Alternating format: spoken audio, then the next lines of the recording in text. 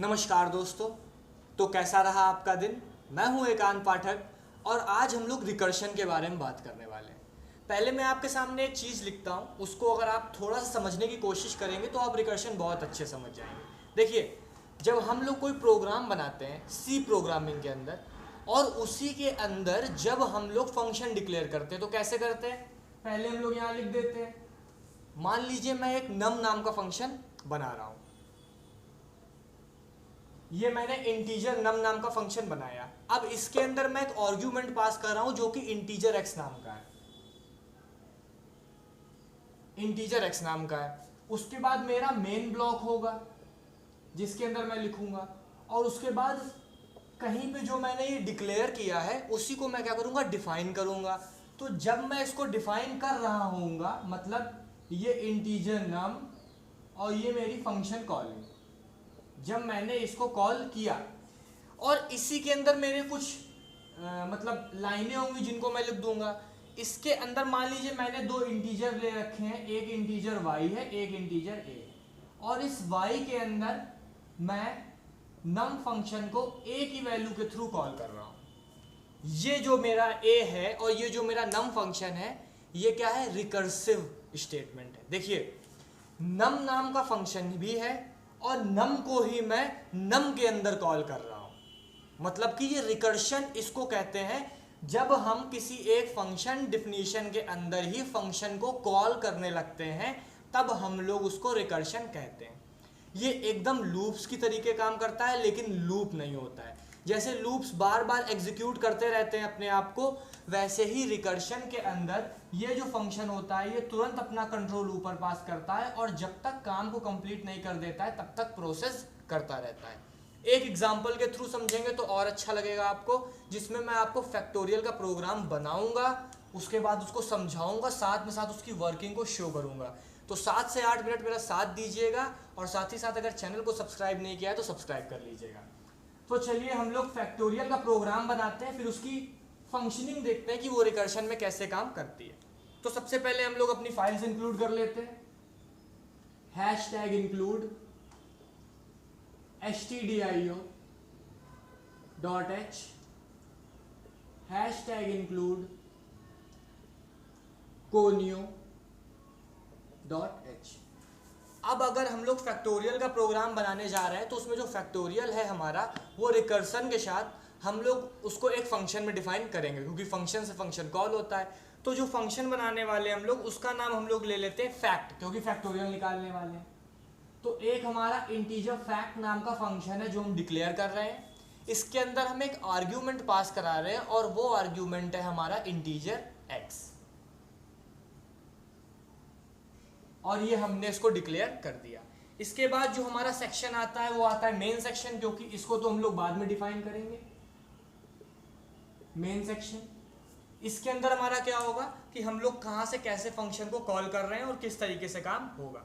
तो सबसे पहले हम लोग दो इंटीजर मानते हैं। एक इंटीजर मानते हैं नम, जिसमें हम वो नंबर फीड कराएंगे जिसका फैक्टोरियल हमें निकालना होगा, वो भी यूजर के थ्रू। और दूसरा जो हमारा इंटीजर है वो है आंसर, इसमें हम लोग उस आंसर को स्टोर कराएंगे जो निकल के आएगा इस नंबर का। तो सबसे पहले हम लोग क्या करते हैं, यूजर द्वारा वैल्यू इनपुट करा लेते हैं, %d num। इससे क्या होगा, अब यूजर अपनी वैल्यू को इनपुट कर सकता है स्कैनफ के through.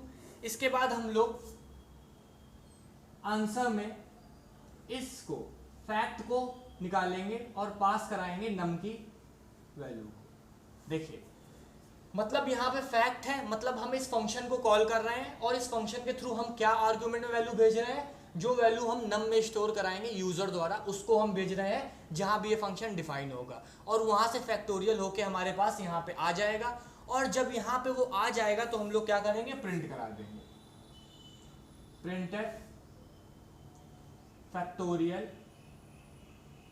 Is equal to %d और आंसर। तो ये हमारा जो था, ये मेन सेक्शन हमारा था। यहां गेट ch लगा देते हैं, और अब हम लोग मेन काम करने जा रहे हैं। जो हमने फंक्शन बनाया था उसको डिफाइन करने जा रहे हैं कि उसके अंदर क्या क्या होगा, मतलब हमारा फैक्टोरियल प्रोग्राम किस तरीके से वर्क करेगा। तो ये हमारा इंटीजर फैक्टोरियल और इसके अंदर हमारा आर्ग्यूमेंट। अब देखिए इसके अंदर हम लोग पहले एक इंटीजर मान लेते हैं जिसमें हम लोग फैक्टोरियल निकालेंगे, इंटीजर f मान लेते हैं, ठीक है। अब हम लोग एक कंडीशन रखते हैं, अगर इफ जो भी हमारी वैल्यू आ रही है x के थ्रू वो अगर 0 के बराबर हो जाती है, अगर जो हमारी वैल्यू आ रही है 0 के बराबर हो जाती है तो रिटर्न कर दे 1। क्या कर दे? रिटर्न 1 कर दे। नहीं तो एल्स, अगर 0 के बराबर नहीं होती है तो ये एल्स का करली ब्रेसेस, तो जो f है हमारा इसमें क्या वैल्यू स्टोर करा दे? x करा दे, और x का मल्टीप्लाई करा दे किससे? इस फैक्टोरियल से, उसमें भी x माइनस 1 करा दे। ये जो लाइन आप देख रहे हैं जो मैंने लिखी है, अभी हो सकता है इसमें आपको थोड़ा डाउट हो, लेकिन अभी जब मैं इसको क्लियर करूंगा, जब रन कराऊंगा तो आपको समझ में आएगा कि पूरा फैक्टोरियल प्रोग्राम इसी पे बेस्ड था। और ये एक रिकर्शन होगा, यहाँ पे रिकर्सिव स्टेटमेंट है जिसका यूज हम लोग करेंगे अभी समझने के लिए। और जब ये सब हो जाए तो रिटर्न कर दे f की वैल्यू को। क्या कर दे? रिटर्न f की वैल्यू को। तो अब हम लोग प्रोग्राम की वर्किंग को शुरू करते हैं, जो कि हम लोग डिस्प्ले के साथ करेंगे पूरा पूरा। तो आप तब तक इसको नोट डाउन करिए 5 सेकेंड। तो अब हम लोग इसकी वर्किंग पे काम करते हैं। देखिए सबसे पहले क्या होगा, हमारा प्रोग्राम एग्जीक्यूट होगा, तो हम लोग अपनी आउटपुट स्क्रीन को जो है वो बना लेते हैं। तो ये हमारी यहाँ पे आउटपुट स्क्रीन है मान लीजिए। अब क्या होगा, पहले हमारा प्रोग्राम चलेगा तो इंटीजर फैक्ट पे आएगा, कहेगा हाँ एक फंक्शन डिक्लेयर किया गया था। उसके बाद मेन सेक्शन में आएगा, वहां देखेगा कि हमारे पास 2 इंटीजर है, एक नम नाम का, एक आंसर नाम का। फिर वो क्या करेगा, नम की वैल्यू मांगेगा किससे?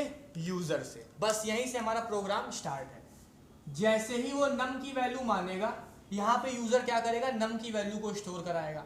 मान लीजिए आप नम की वैल्यू आप निकालना चाहते हैं, फैक्टोरियल 4 कर लेते हैं, चलिए आप 4 का फैक्टोरियल निकालना चाहते हैं। 4 वैल्यू जो है वो इस नम के अंदर स्टोर हो जाएगी। अब जब ये आंसर चलेगा तो ये फैक्टोरियल फंक्शन को कॉल करेगा। अब जैसे ही फैक्टोरियल फंक्शन को कॉल करेगा, कंट्रोल किसके पास आ जाएगा? इसके पास आ जाएगा, क्योंकि फंक्शन कॉल किया गया है। लेकिन फंक्शन के अंदर नम की वैल्यू क्या है? 4 है, जो कि यूजर द्वारा दी गई है। तो जो यूजर द्वारा 4 वैल्यू दी गई है वो जैसे ही x में आके कॉपी हो जाएगी। तो जो ये x है ये अब क्या हो जाएगा, हमारे पास 4 हो जाएगा। मतलब हमें 4 की वैल्यू अब निकालनी है, मतलब 4 का फैक्टोरियल निकालना है, और x की वैल्यू जो है हमारे पास क्या हो गई है? 4 हो गई है। अब ये इंटीजर f को यहाँ मान लेगा। अब हमारी कंडीशंस चलने का सिलसिला शुरू हो जाएगा। तो सबसे पहली कंडीशन हमारी चलेगी क्या? If x is equal to 0। तो यहाँ से मैं अगली कंडीशंस को दिखाता हूँ। तो पहली कंडीशन क्या कह रही है? If x is equal to 0। तो इफ की स्टेटमेंट में क्या होगा, क्या 4 जो है वो 0 0 है बराबर के? कंडीशन फॉल्स हो जाएगी। जब ये कंडीशन फॉल्स होगी तो एल्स का स्टेटमेंट चलेगा। तो f के अंदर क्या होगा, x की वैल्यू, हमारे x की वैल्यू क्या है अभी इस समय? 4 है, तो 4 हो जाएगा। उसके साथ में क्या हो जाएगा? मल्टीप्लाई। मल्टीप्लाई में क्या लिखा हुआ है? फैक्ट x माइनस 1, मतलब फैक्टोरियल, और x हमारा क्या है? 4 माइनस 1, मतलब कि ये हो जाएगा 4 इंटू फैक्ट 3।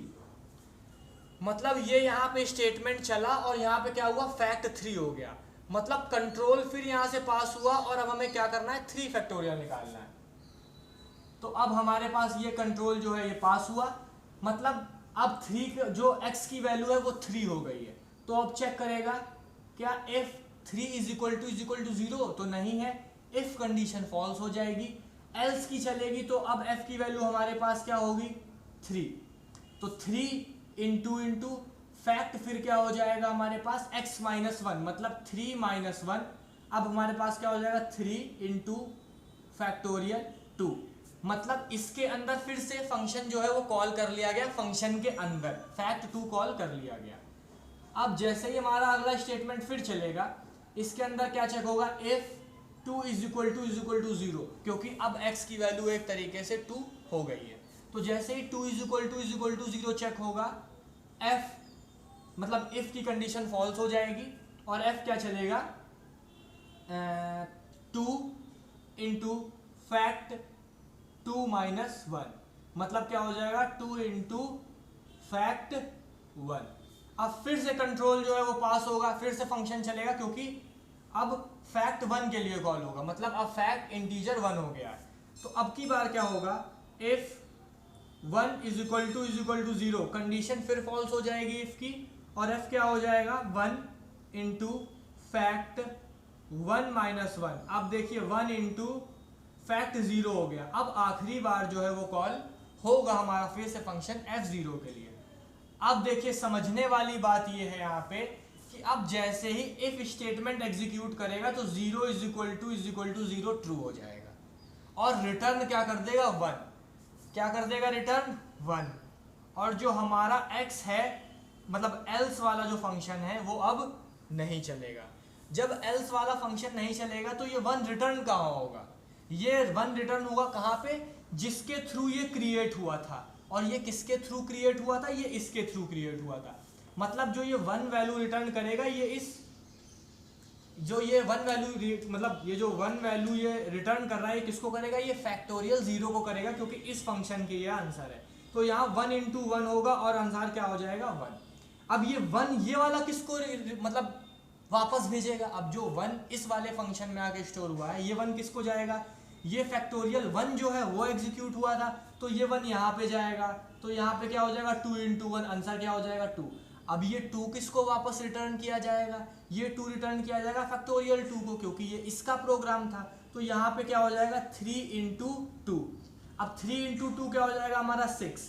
अब ये 6 किसको रिटर्न किया जाएगा, ये 6 रिटर्न किया जाएगा इसको। तो इससे क्या होगा, अब ये फैक्टोरियल 3 का था तो यहाँ क्या हो जाएगा 6 आ जाएगा और 6 4 जा क्या निकल आएगा 24। अब ये 24 कहाँ हमको रिटर्न किया जाएगा, ये किया जाएगा पीछे, मतलब कि एल्स के बाहर आ जाएगा और f की वैल्यू जो टोटल हमारी स्टोर होके आएगी वो क्या होके आएगी 24, और ये 24 रिटर्न कर दिया जाएगा इससे यहाँ पे।